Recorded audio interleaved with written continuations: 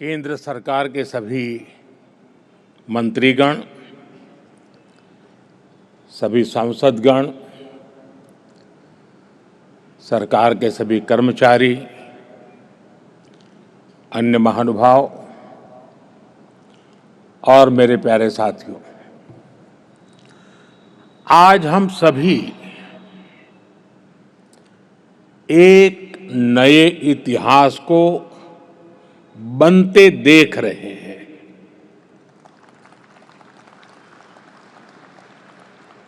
आज विक्रम संवत 2082 फाल्गुन कृष्ण पक्ष विजया एकादशी, ये महत्वपूर्ण शुभ दिन माघ 24 शक संवत 1947 का पुण्य अवसर और आज की प्रचलित भाषा में कहूं तो 13 फरवरी का ये दिन भारत की विकास यात्रा में एक नए आरंभ का साक्षी बन रहा है। हमारे यहां शास्त्रों में विजया एकादशी का बहुत महत्व रहा है। इस दिन जिस संकल्प के साथ आगे बढ़ते हैं उसमें विजय अवश्य प्राप्त होती है। आज हम सभी भी विकसित भारत का संकल्प लेकर सेवा तीर्थ में, कर्तव्य भवन में प्रवेश कर रहे हैं। अपने लक्ष्य में विजयी होने का दैवीय आशीर्वाद हमारे साथ है। मैं आप सभी को, पीएमओ की पूरी टीम को, कैबिनेट सचिवालय और विभिन्न विभागों के सभी कर्मचारियों को सेवा तीर्थ और नए भवनों की बधाई देता हूं। मैं इनके निर्माण से जुड़े सभी इंजीनियर्स का और श्रमिक साथियों का आभार व्यक्त करता हूं। साथियों, आजादी के बाद साउथ ब्लॉक और नॉर्थ ब्लॉक जैसी इमारतों से देश के लिए अनेक अहम निर्णय हुए, नीतियां बनी। लेकिन ये भी सच है कि ये इमारतें ब्रिटिश साम्राज्य के प्रतीक के तौर पर बनाई गई थी।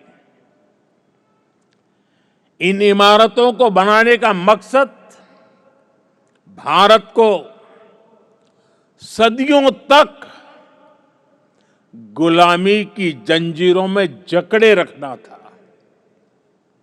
साथियों, आप भी जानते हैं,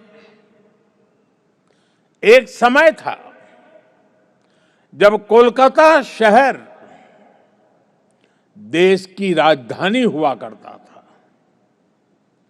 लेकिन 1905 के बंगाल विभाजन के उस दौर में कोलकाता ब्रिटिश विरोधी आंदोलन का प्रबल केंद्र बन चुका था और इसलिए अंग्रेजों ने 1911 में भारत की राजधानी को कोलकाता से दिल्ली शिफ्ट किया और उसी के बाद अंग्रेजी हुकूमत की जरूरतों और उसकी सोच को ध्यान में रखकर नॉर्थ ब्लॉक, साउथ ब्लॉक जैसी इमारतें बनाने का काम शुरू हुआ। इसके बाद जब रायसीना हिल्स के इन भवनों का उद्घाटन हुआ था, तब उस समय के वायसरॉय ने कहा था, जो नए भवन बने हैं वो ब्रिटिश सम्राट की इच्छाओं के अनुरूप बने हैं। यानी उस दौर में ये भवन ब्रिटेन के महाराजा की सोच को गुलाम भारत की जमीन पर उतारने का माध्यम थे। रायसीना हिल्स का चुनाव भी इसलिए किया गया कि इमारतें अन्य इमारतों से ऊपर रहे, कोई उनकी बराबरी ना कर सके। अब संयोग से सेवा तीर्थ का ये पूरा परिसर किसी पहाड़ी पर न होकर जमीन से ज्यादा जुड़ा है। साउथ ब्लॉक और नॉर्थ ब्लॉक जैसी इमारतें जहां ब्रिटिश हुकूमत की सोच को लागू करने के लिए बनी थी, वहीं आज मैं गर्व के साथ कह सकता हूं कि सेवा तीर्थ और कर्तव्य भवन जैसे नए परिसर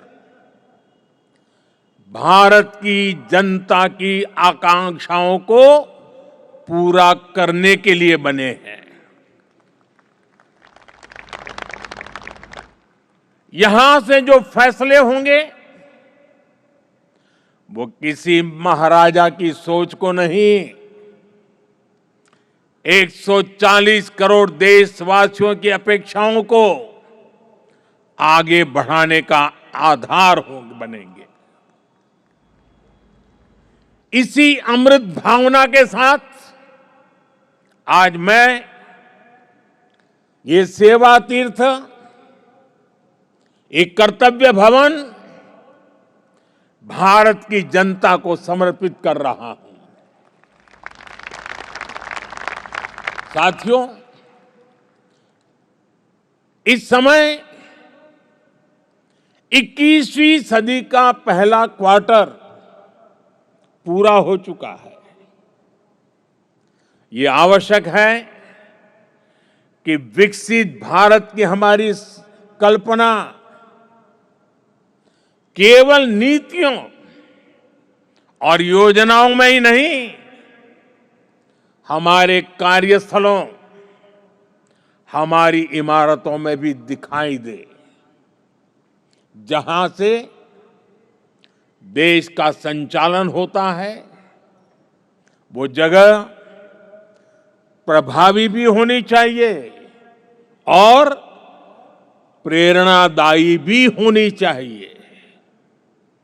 वो इंप्रेसिव भी हो और इंस्पायरिंग भी हो। आज नई नई टेक्नोलॉजी तेजी से हमारे बीच जगह बना रही है, लेकिन इन सुविधाओं के विस्तार के लिए, नए टूल्स के उपयोग के लिए पुरानी इमारतें नाकाफी पड़ रही है। साउथ ब्लॉक, नॉर्थ ब्लॉक,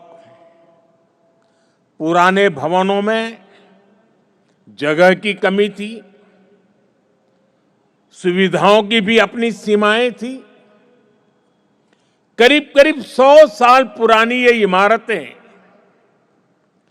भीतर से जर्जर होती जा रही थी। इसके अलावा भी कई चुनौतियां थी। मैं समझता हूं इन चुनौतियों के बारे में भी देश को निरंतर बताया जाना जरूरी है। जैसे आजादी के इतने दशकों के बाद भी भारत सरकार के अनेकों मंत्रालय दिल्ली के 50 से ज्यादा अलग अलग स्थानों से चल रहे हैं। हर साल इन मंत्रालयों की इमारतों के किराए पर ही प्रति वर्ष 1,500 करोड़ रुपए से ज्यादा खर्च हो रहे हैं। हर रोज 8 से 10,000 कर्मचारियों को एक इमारत से दूसरी इमारत में जाने का लॉजिस्टिक खर्च अलग होता था। अब सेवा तीर्थ और कर्तव्य भवनों के निर्माण से ये खर्च कम होगा, समय बचेगा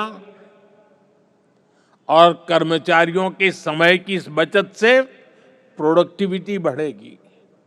साथियों, इस बदलाव के बीच निश्चित तौर पर पुराने भवन में बिताए गए वर्षों की स्मृतियां हमारे साथ रहेगी। अलग अलग समय की चुनौतियों से जूझते हुए वहां से कई महत्वपूर्ण फैसले किए गए हैं। वहां से देश को नई दिशा मिली, सुधार की अनेक पहलें हुई। वो परिसर, वो इमारत भारत के इतिहास का अमर हिस्सा है। इसलिए हमने उस भवन को देश के लिए समर्पित म्यूजियम बनाने का फैसला किया है। वो युगे युगीन भारत म्यूजियम का ही हिस्सा होगी। वो इमारत देश की आने वाली पीढ़ी के लिए एक प्रेरणा केंद्र बनेगी। नई पीढ़ी के युवा जब वहां जाएंगे तो ऐतिहासिक लेगेसी उनका मार्गदर्शन करेगी। साथियों, विकसित भारत की इस यात्रा में ये बहुत जरूरी है कि भारत गुलामी की मानसिकता से मुक्त होकर आगे बढ़े। दुर्भाग्य है, आजादी के बाद भी हमारे यहां गुलामी के प्रतीकों को ढोया जाता रहा। आप देखिए, पहले क्या स्थिति थी। प्रधानमंत्री निवास जहां है उसे रेस कोर्स कहा जाता था। उपराष्ट्रपति के लिए कोई निवास स्थान तय ही नहीं था। राष्ट्रपति भवन तक आने वाले रास्ते को लोकतंत्र में राजपथ कहा जाता था। आजाद भारत में जो सैनिक शहीद हुए, उनके लिए कोई स्मारक ही नहीं था। जो सुरक्षा बल, जो पुलिसकर्मी शहीद हुए, उनके लिए भी कोई स्मृति स्थल नहीं था।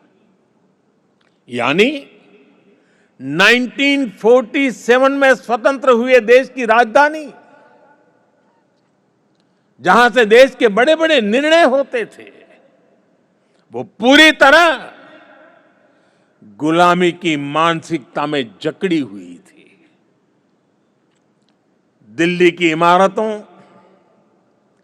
सार्वजनिक स्थानों, ऐतिहासिक स्थलों पर गुलामी के चिन्ह ही भरे पड़े हैं। लेकिन साथियों, कहते हैं ना, समय का चक्र कभी भी एक जैसा नहीं रहता। 2014 में देश ने तय किया कि गुलामी की मानसिकता अब और नहीं चलेगी।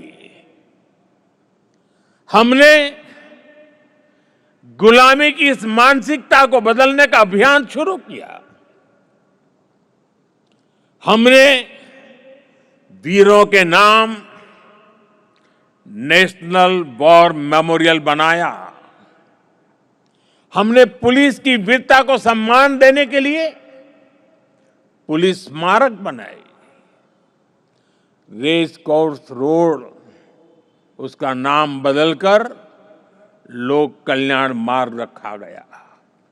और ये केवल नाम बदलने का निर्णय नहीं था, ये सत्ता के मिजाज को सेवा की भावना में बदलने का पवित्र प्रयास था। साथियों, हमारे इन फैसलों के पीछे एक गहरी भावना है, एक विजन है।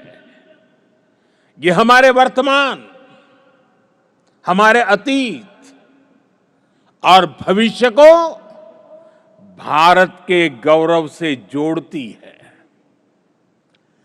जिस जगह को पहले राजपथ के नाम से जाना जाता था, वहां न पर्याप्त सुविधाएं थी, न आम नागरिकों के लिए समुचित व्यवस्था। हमने उसे कर्तव्य पथ के रूप में विकसित किया।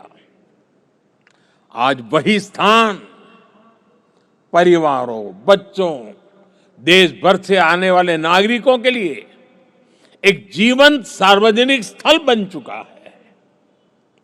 इसी परिसर में नेताजी सुभाष चंद्र बोस की भव्य प्रतिमा स्थापित की गई। लंबे समय तक हमारी राजधानी में अपने महान नायकों की स्मृति को इस रूप में स्थान नहीं मिला था। हमने यह तय किया कि देश की नई पीढ़ी राजधानी के केंद्र में अपने नायकों से प्रेरणा ले। राष्ट्रपति भवन परिसर में भी परिवर्तन किए गए। मुगल गार्डन का नाम बदलकर अमृत उद्यान किया गया। जब पुरानी संसद के पास नए संसद भवन का निर्माण हुआ, तो हमने पुराने भवन को भुलाया नहीं। हमने उसे संविधान सदन के रूप में नई पहचान दी। जब अलग अलग मंत्रालयों को एक परिसर में लाया गया, तो उन भवनों को कर्तव्य भवन का नाम दिया गया। नाम बदलने की ये पहल केवल शब्दों का बदलाव नहीं है।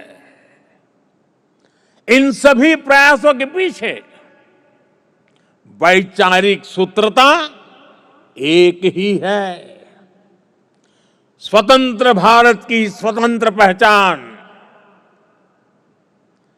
गुलामी से मुक्त निशान। साथियों, नए प्रधानमंत्री कार्यालय का नाम है सेवा तीर्थ। सेवा की भावना ही भारत की आत्मा है। सेवा की भावना ही भारत की पहचान है। श्री रामकृष्ण परमहंस जी कहते थे, शिव ज्ञान से जीव ज्ञान सेवा। यह विचार केवल आध्यात्मिक नहीं है, यह राष्ट्र निर्माण का दर्शन है। यह भवन हमें हर क्षण याद दिलाएगा कि शासन का अर्थ सेवा है, दायित्व का अर्थ समर्पण है। हमारे शास्त्रों में भी कहा गया है, सेवा परमो धर्म, अर्थात सेवा ही सबसे बड़ा धर्म है। भारतीय संस्कृति का यही विचार प्रधानमंत्री कार्यालय और सरकार का विजन है। इसलिए सेवा तीर्थ ये केवल एक नाम नहीं, ये एक संकल्प है। सेवा तीर्थ यानी नागरिक की सेवा से पवित्र हुआ स्थल, सेवा के संकल्प को सिद्धि तक ले जाने का स्थल। तीर्थ का अर्थ भी होता है तरति अनेन इति तीर्थ, अर्थात जो तारने की, पार करने की क्षमता रखे, जो लक्ष्यों की प्राप्ति में सहायक हो, वो तीर्थ है। आज भारत के सामने भी विकसित भारत का लक्ष्य है, आत्मनिर्भर भारत का लक्ष्य है। हमें करोड़ों देशवासियों को गरीबी से मुक्ति दिलानी है। हमें देश को गुलामी की मानसिकता से मुक्ति दिलानी है, और ये काम सेवा के सामर्थ्य से ही सिद्ध होगा। साथियों, आज जब भारत रिफॉर्म एक्सप्रेस पर सवार है, आज जब भारत अंतर्राष्ट्रीय संबंधों की एक नई गाथा लिख रहा है, आज जब नए नए ट्रेड एग्रीमेंट्स संभावनाओं के नए दरवाजे खोल रहे हैं, जब देश सैचुरेशन के लक्ष्य की ओर तेजी से बढ़ रहा है, तो सेवा तीर्थ और कर्तव्य भवनों में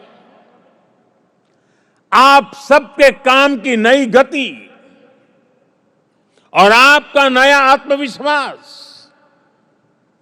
देश के लक्ष्यों को प्राप्त करने में बहुत बड़ी भूमिका निभाएगा। साथियों, हमारी संस्कृति कहती है, हर शुभ कार्य से पहले स्वस्ति वाचन, मंगल की कामना, शुभ का संकल्प, वेद का मंत्र हमें दिशा देता है। आनो भद्राः क्रतवो यन्तु विश्वतः, अर्थात कल्याणकारी विचार हर दिशा से हम तक आते रहें, यही इस भवन की आत्मा होनी चाहिए। भारत के महान लोकतंत्र में जनता के विचार ही हमारी शक्ति है, जनता के सपने ही हमारी पूंजी है, जनता की अपेक्षा ही हमारी प्राथमिकता है, जनता की आकांक्षाएं ही हमारा मार्गदर्शन है। इन भावनाओं और इस भवन के बीच कोई दीवार नहीं होनी चाहिए, कोई दूरी नहीं होनी चाहिए।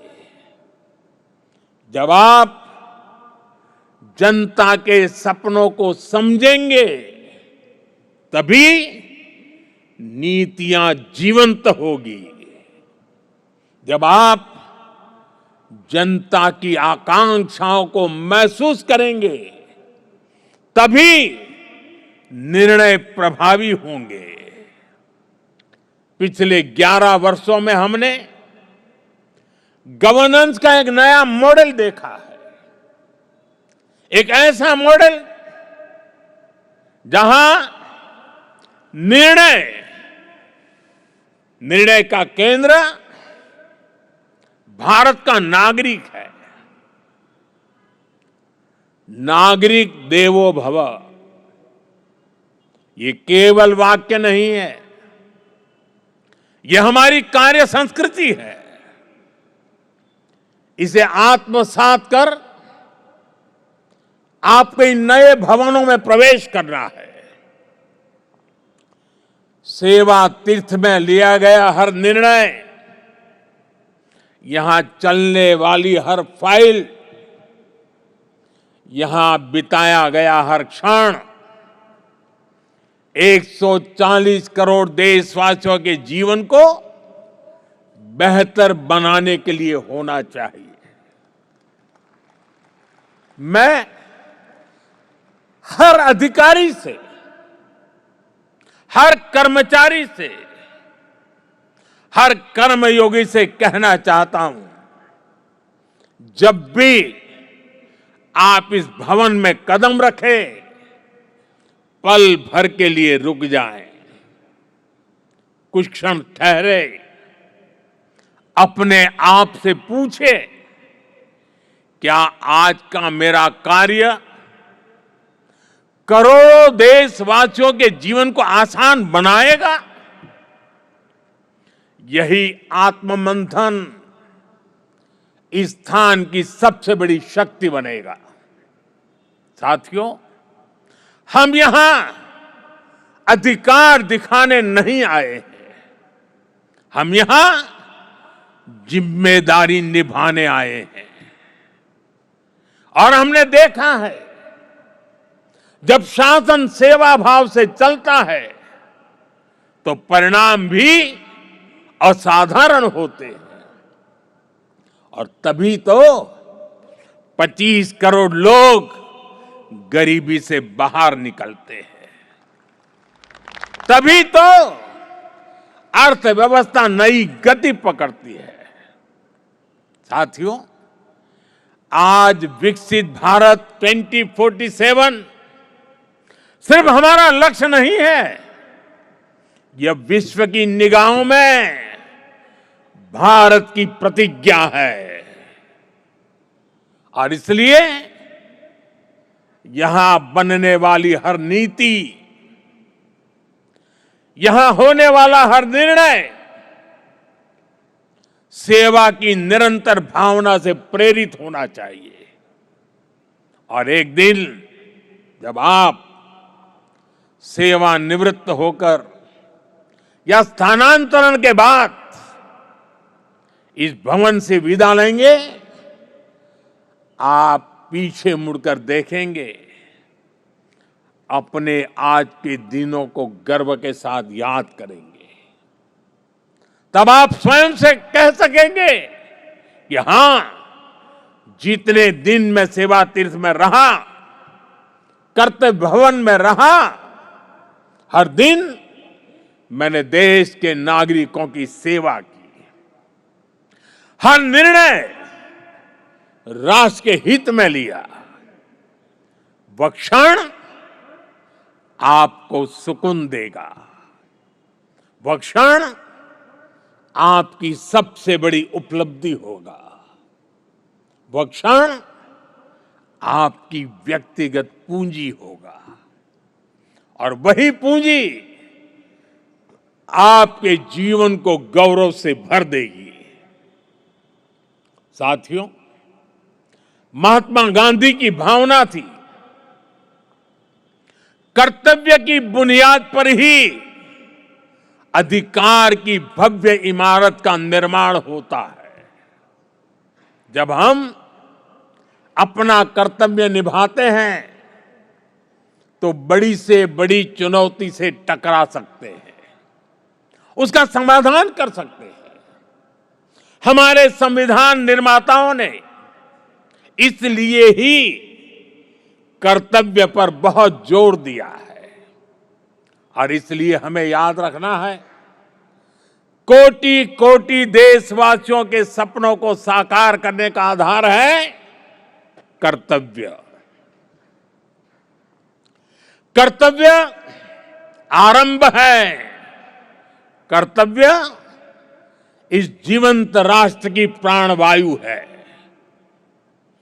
करुणा और कर्मठता के स्नेह सूत्र में बंधा कर्म है कर्तव्य, संकल्पों की आस है कर्तव्य, परिश्रम की पराकाष्ठा है कर्तव्य, हर समस्या का समाधान है कर्तव्य, विकसित भारत का विश्वास है कर्तव्य। कर्तव्य समता है, कर्तव्य ममता है, कर्तव्य सार्वभौमिक है, कर्तव्य सर्वस्पर्शी है। सबका साथ सबका विकास के भाव में पिरोया मंत्र है कर्तव्य। राष्ट्र के प्रति समर्पण का भाव है कर्तव्य।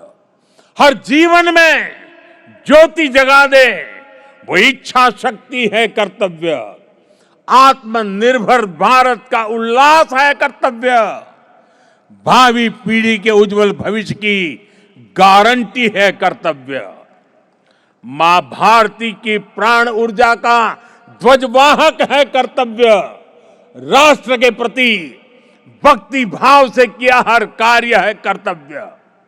नागरिक देवो भव की साधना का जागृत पथ है कर्तव्य। साथियों, कर्तव्य की इसी भावना से, इस भावना को सर्वोपरि रखते हुए हमें सेवा तीर्थ और नए बने भवनों में कर्तव्य भाव से प्रवेश करना है। साथियों, आज भारत तेजी से आगे बढ़ रहा है, एक नई ऊंचाई की ओर, एक नए युग की ओर। आने वाले वर्षों में हमारी पहचान केवल अर्थव्यवस्था से नहीं होगी, हमारी पहचान होगी गवर्नेंस की गुणवत्ता से, नीतियों की स्पष्टता से और कर्मयोगियों की निष्ठा से। सेवा तीर्थ और कर्तव्य भवनों में लिया गया हर निर्णय केवल एक फाइल का फैसला नहीं होगा, 2047 के विकसित भारत की दिशा तय करेगा। याद रखिए, 2047 का लक्ष्य सिर्फ एक तारीख नहीं है, वो 140 करोड़ सपनों की समय सीमा है। इस यात्रा में हर संस्थान महत्वपूर्ण है, हर अधिकारी महत्वपूर्ण है, हर कर्मचारी, हर कर्मयोगी महत्वपूर्ण है। मैं चाहता हूं सेवा तीर्थ संवेदनशील शासन का प्रतीक बने, नागरिक केंद्रीय व्यवस्था का रोल मॉडल बने। ऐसा स्थान जहां सत्ता नहीं सेवा दिखे, जहां पद नहीं प्रतिबद्धता दिखे, जहां अधिकार नहीं उत्तरदायित्व दिखे। मुझे पूरा विश्वास है हमारा संकल्प इतिहास लिखेगा, हमारा परिश्रम पीढ़ियों को दिशा देगा। मैंने लाल किले से कहा था, यही समय है, सही समय है। आइए हम हर पल, हर क्षण का सही इस्तेमाल करें। हम राष्ट्र प्रथम की भावना से ऐसे पुण्य कार्य करें कि आने वाली शताब्दियां कहे, यही वह समय था जब भारत ने स्वयं के भाग्य को पुनः परिभाषित किया। यही वह समय था जब भारत ने अगले 1000 साल के उज्जवल भविष्य के लिए अपना मजबूत कदम नई ऊर्जा, नई गति के साथ उठाया था। इसी विश्वास के साथ आप सभी को मेरी बहुत बहुत शुभकामनाएं, बहुत बहुत धन्यवाद। वंदे मातरम।